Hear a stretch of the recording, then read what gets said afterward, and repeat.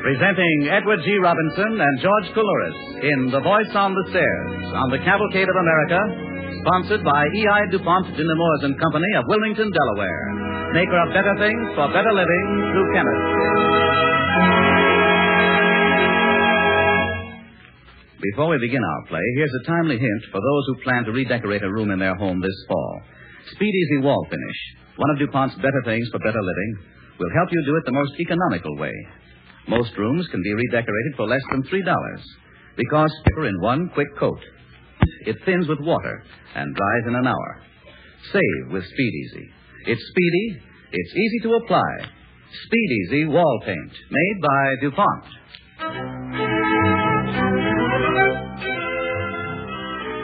Tonight is the third in Cavalcade's new fall series of great radio plays. Tonight our play is called The Voice on the Stairs and stars Edward G. Robinson as Thomas Paine with George Coulouris as the stranger. In later weeks, Cavalcade will bring you Bob Hope, Jerry Colonna, Francis Langford, Clark Gable, and many others. Maxwell Anderson's great play, Valley Forge, and Norman Corwin's The Girl Lincoln Loved. Now for tonight's Cavalcade play and your commentator, Walter Houston, who once again welcomes you to Cavalcade.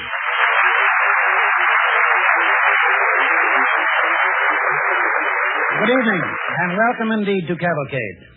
I want to talk tonight about a man who spoke to men and women from the depths of his heart. A man whose voice was the voice of every other freedom-loving man and woman of his time. He had a real name that we know, but men didn't call him by his real name.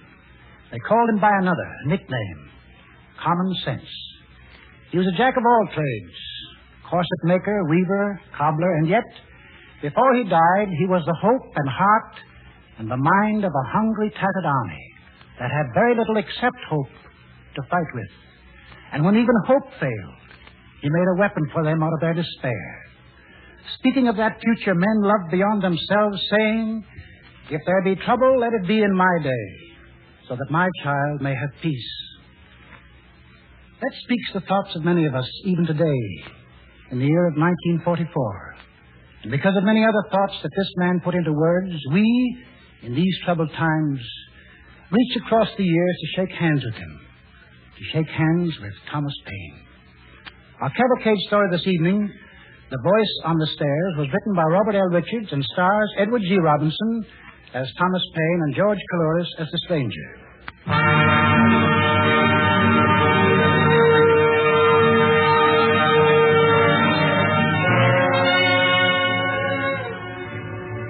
We go tonight to meet Tom Paine in New York, in the year 1809, in an upstairs room in a little house on Grove Street. He lies sick and bedridden, waiting for the darkness to come. His housekeeper, Madame Bonneville, speaks to him. Are you quite comfortable, Mr. Paine?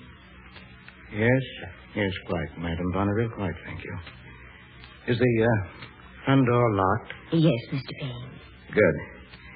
I don't want to be annoyed by a lot of lunatics bursting in here as I was yesterday. Now go along. Yes, Mr. Paine.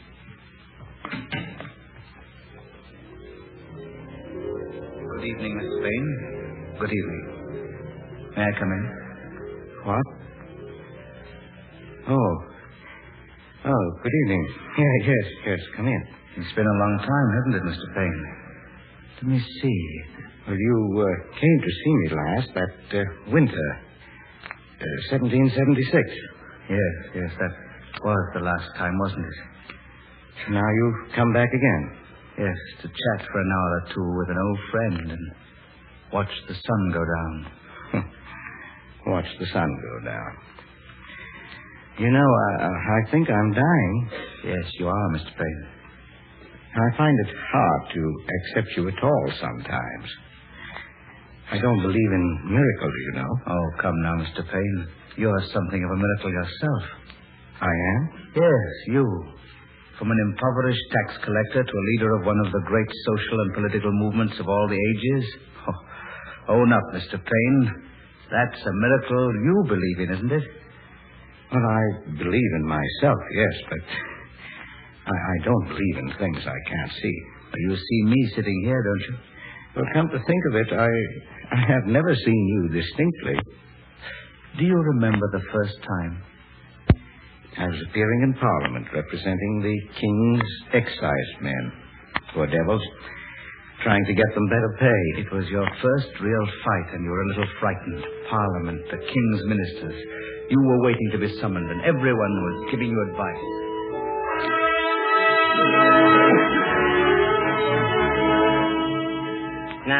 Now, Tom, don't forget, when they take you before their lordships... Yes, I know. Bow and scrape. Well, Tom, that's how it is. That's how it's always been. Well, you do want me to mention, I suppose, that if we don't get better wages, we shall starve. To be sure, Tom, to be sure, but delicately. Yes. Mr. Thomas Paine. I am Mr. Thomas Paine. Their lordships will see you now, Mr. Paine. Thank you. Remember how, Tom? Delicately. This way, please. Remove your hat, please, Mr. Paine. Oh. My lords and ministers, the petitioner, Thomas Paine.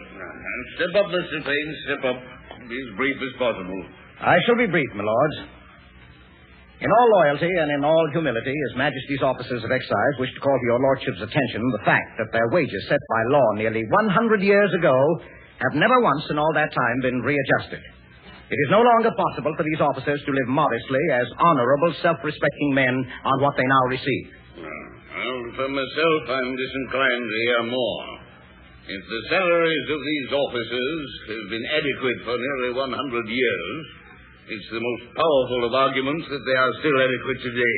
Am I right, my lord? Quite right. Very definitely. Yes. I think that will be all, Mr. Paine. All? Am I to understand, my lords, that this is all you have to say? Do you question our verdict, Mr. Paine? Question it? I not only question it, I question your right to render it.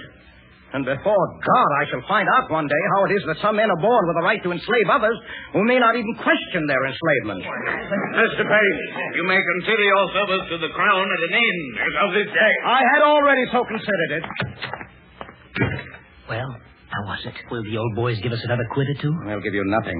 But what did they say? They said that what was good enough for your great-grandfather is good enough for you. I'm sure they said no. Well, come along, lads. We best be getting on.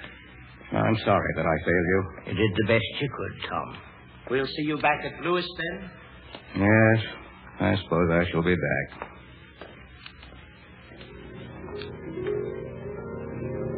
Good evening, Mr. Paine. Good evening. Good evening. May I speak with you? It's so dark, I'm afraid I don't recognize you. No matter. I'm sent by a countryman of yours. A countryman of mine? Yes, an American, Dr. Benjamin Franklin. Oh, well, then you mistake me, sir. I know Dr. Franklin, but I've never been an American in my life. But you have been thinking about going to America, haven't you? Why, yes. I know a good deal about that country, Mr. Paine. Well, Dr. Franklin has spoken to me somewhat about America. Yes, but I flatter myself that I know even more. Oh, don't misunderstand me, but you see, I have a curious knack of knowing what men will feel tomorrow. Oh, you're something of a prophet, then. Well, in a small way, yes. Who are you? Time enough for that. The point is that you have been wishing that there were others who believe as you do, and that you might find them. Yes, I have wished that with all my heart. Suppose I were to tell you that there are such men in America. Who are you? You come to me speaking in riddles. How am I to believe it? Because, Tom Paine, you are a man who knows the sound of truth. Listen. In their hearts, the men of America are saying this to each other, that all men are created equal, endowed by their Creator with certain unalienable rights, life, liberty, and the pursuit of happiness. Do you believe that, Mr. Paine? Why, it is enough to be a battle cry for a whole new race of men. Someday it will be. If I only were sure that this is not a dream. Oh, it is a dream, Mr. Paine. But every forward step that men have ever taken since they lived in caves has started as a dream. Would I meet you again in America? Oh, often I think. Remember, Mr. Paine, I promise nothing. But this can be a beginning, if you wish it. I do wish it. Then, Mr. Paine, there is a ship called the London Packet leaving Monday week for Philadelphia.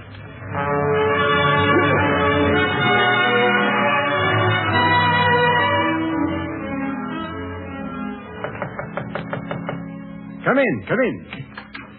Ah, Mr. Payne, I was just thinking of you. You are certainly to be congratulated, sir. Oh, am I, Mr. Aiken? Do you realize, sir, that in the 3 months that you've been editing the Pennsylvania magazine, its circulation has nearly trebled? And I think perhaps congratulations for that are due more to you as owner than to me as editor.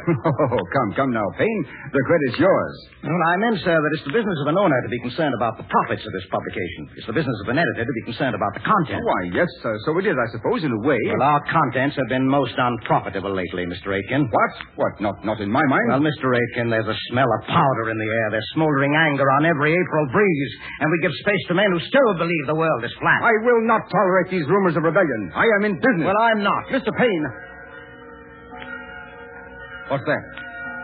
It sounds like every bell in Philadelphia. Bells? Can someone be dead? No, they sound too full of joy for that. Mr. Payne, Mr. Aiken, there's been a battle. A rider has just come. The Redcoats fired on the Minutemen at Lexington. Oh, good heavens. But who won? Our men drove them back, sir. The people are talking about raising the militia. I'm going out. Maybe a few courageous men can stop it. I'm going too. Here, wait. They're going to stop it. What do you think of that, Mr. Payne? Where did you come from? Lexington, Concord, it's all true, you know. Yes, but what's to be done about it? I thought you knew. 13 colonies spread along 3,000 miles of seacoast, all wanting something different. But there's one thing they have in common. Yes, if they have the sense to see it. What do you think they want? Independence. Doubtless, but how many men now in April 1775 believe as you do? Well, there are some. Some's not enough. Well, then there must be more. Someone must tell them. Someone must burn that word independence on their hearts as though it were written with a point of steel. And who's to do that? Why, well, I will, if no one else. Oh, so you'll become a revolutionary pamphleteer. I'll become whatever I must become for the cause of freedom. Then you should know this. You'll be swept into the very vortex of it. You'll make converts, yes, but you'll make enemies as well. Men of your own time and of generations yet to come. There'll be no peace for you, Tom Payne, now or hereafter. How do you know this? Who are you? You've asked me that before. Well, is it strange that I should wish to know? Not strange if you doubt me. Well, I didn't say that. I wonder, Mr. Payne. We've talked before, and in most matters we've been congenial. And when I spoke in prophecy of those things you most desire, you accepted me. But now, when I warn you that you may fail... No, you're right. It's a small matter, and I've made my choice. So you have. Listen. What is it? That, Mr. Payne, will someday be known as the spirit of 1776. 1776? But that's still a full 8 months away. Yes, but if men will believe what you and I believe, there'll be that sort of spirit in 1776, won't there? Why, that's only common sense, isn't it, Mr. Payne? Yes. That's only common sense.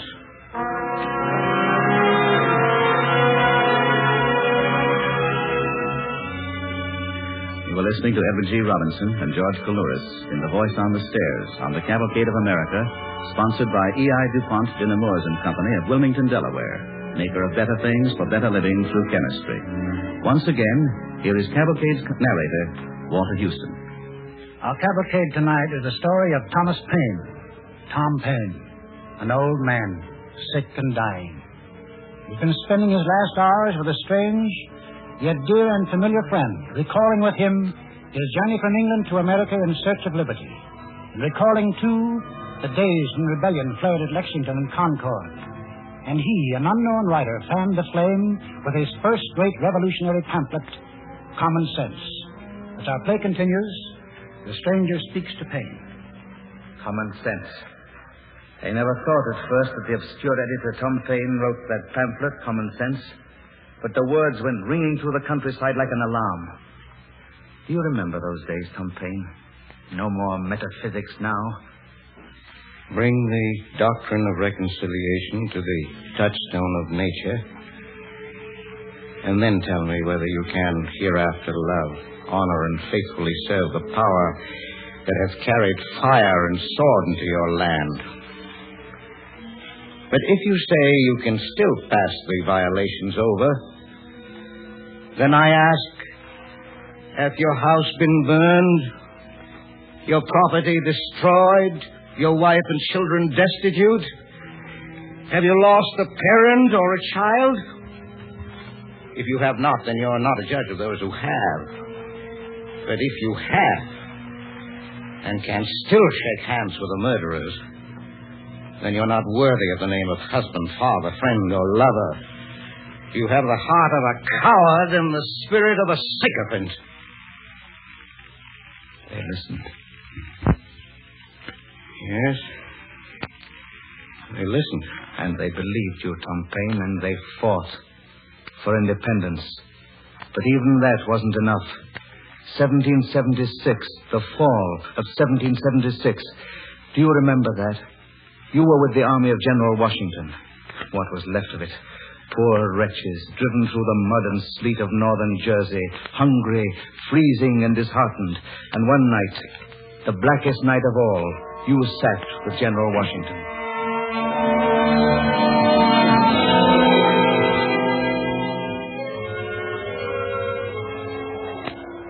Well, Tom Paine, we'll profit none by blinking at the facts.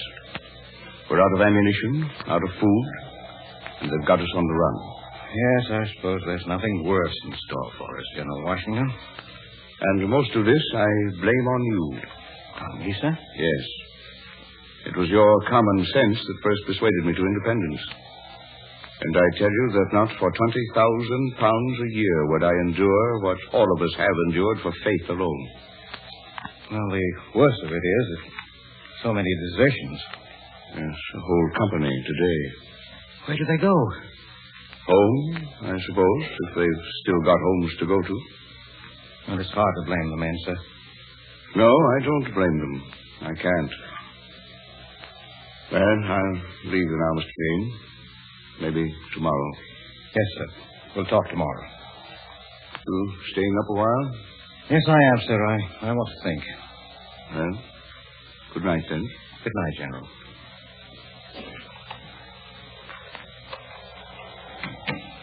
Mr. Paine, sir. Is there anything else you want? What? Oh, no, Sergeant. Thank you. Then I'll go along, sir? Yes, we can go. Oh, Sergeant. Yes, sir? Didn't you tell me once that you were a farmer? Well, the way I was, back in West Pennsylvania. And you left it for this? What else could a man do, Mr. Paine? I had my farm to fight for. Yes, I suppose you're right. Tell me, what do you think of things? Now, Sergeant. Well, the way I look at it, Mr. Paine, if the leaders would tell us where we stand, tell us the worst of us, then tell us what to do, we'd follow you. You think it's as simple as that? You've done it before, sir. We've never stopped believing what we're fighting for. If you'll just show us how we can win, well, then we will. Tell them how they can win. Is there anything I can bring you, sir? Yeah, no, thank you. And good night, sir. Good night.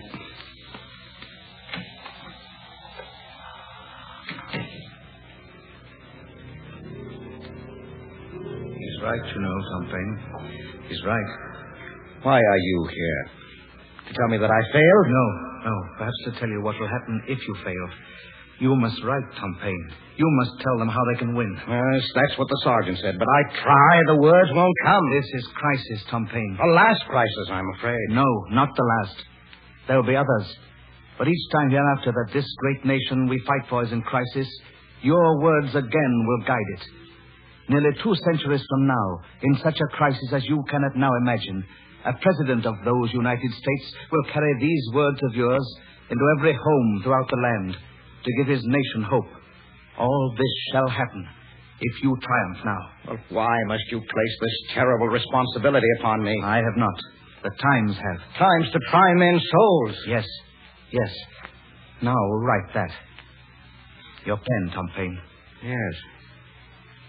These are the times that try men's souls. Good night, Mr. Paine. Good night. The summer soldier and the sunshine patriot will, in this crisis, shrink from the service of their country. But he that stands it now deserves the love and thanks of man and woman. Tyranny, like hell, is not easily conquered. Yet we have this consolation with us, that the harder the conflict, the more glorious the triumph. I call not upon a few, but upon all. Up and help us. Lay your shoulders to the wheel. Let it be told to the future world that the city and the country, alarmed at one common danger, came forth to meet it and to repulse it. Throw not the burden of the day upon Providence, but show your faith by your works, that God may bless you.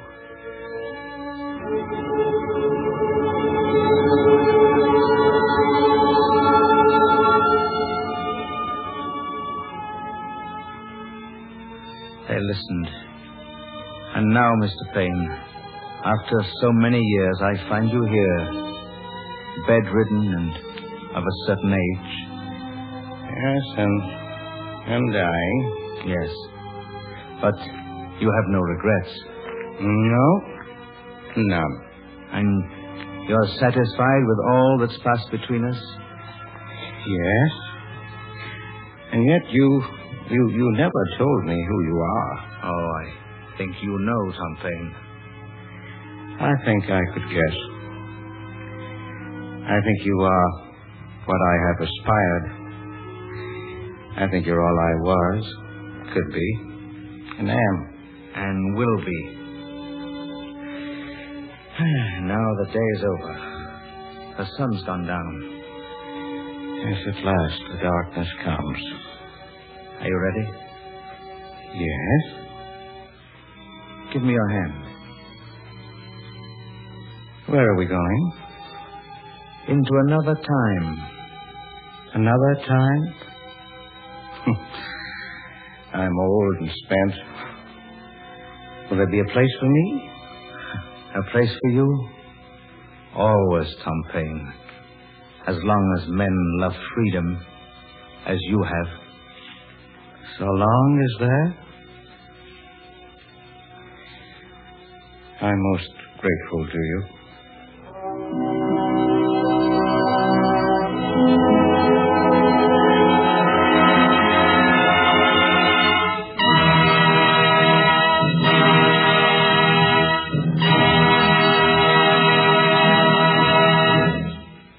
Thank you, Edward G. Robinson and George Coulouris.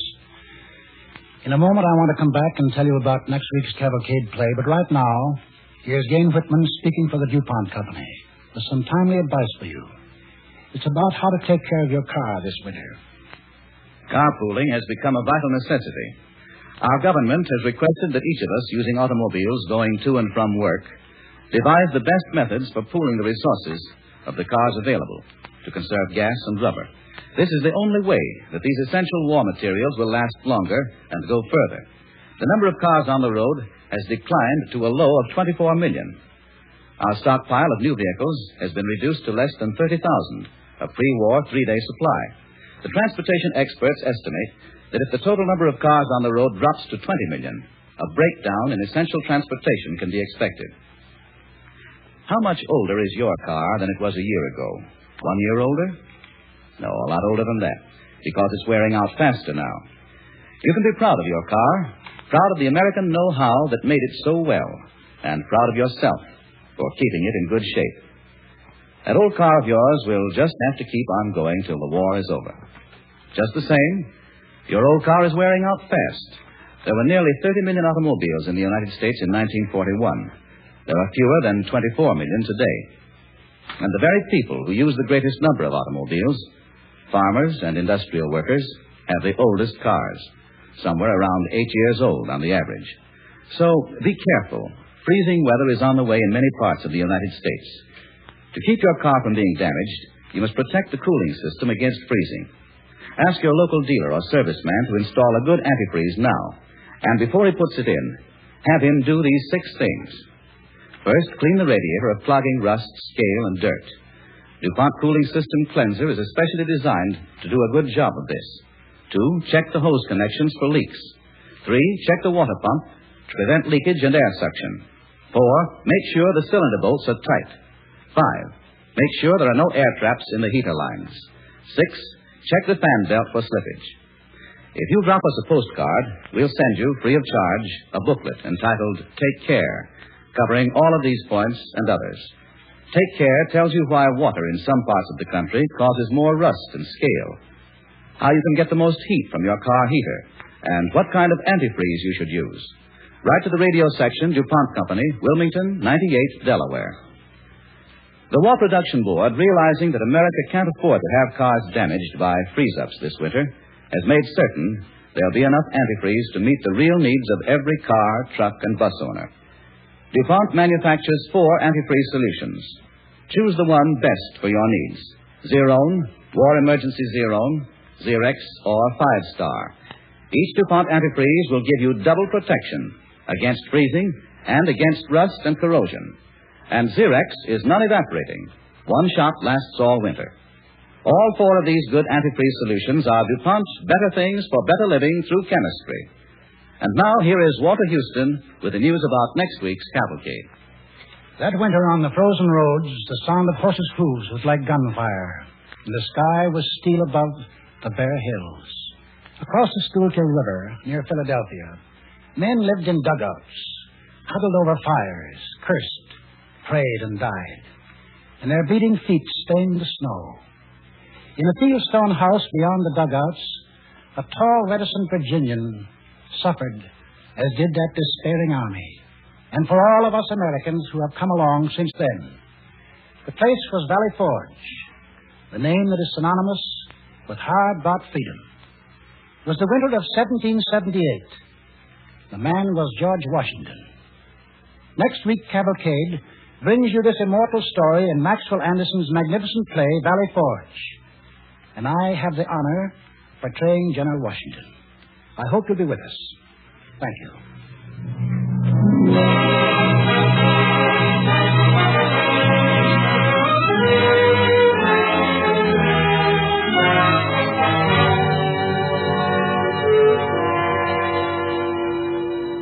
May I repeat Walter Houston's invitation to join us next Monday, when he will add a new portrait to his long gallery of stage and screen characters by playing the role of General Washington in Maxwell Anderson's famous play, Valley Forge.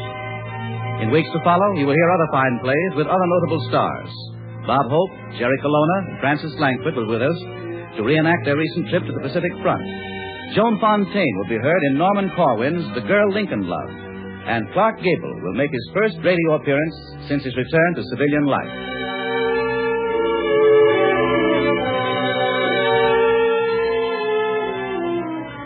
The musical score on tonight's Cavalcade was composed and conducted by Robert Armbruster. The Cavalcade of America, sponsored by E.I. DuPont, Dinamores and Company of Wilmington, Delaware, invites you to be with us again next week.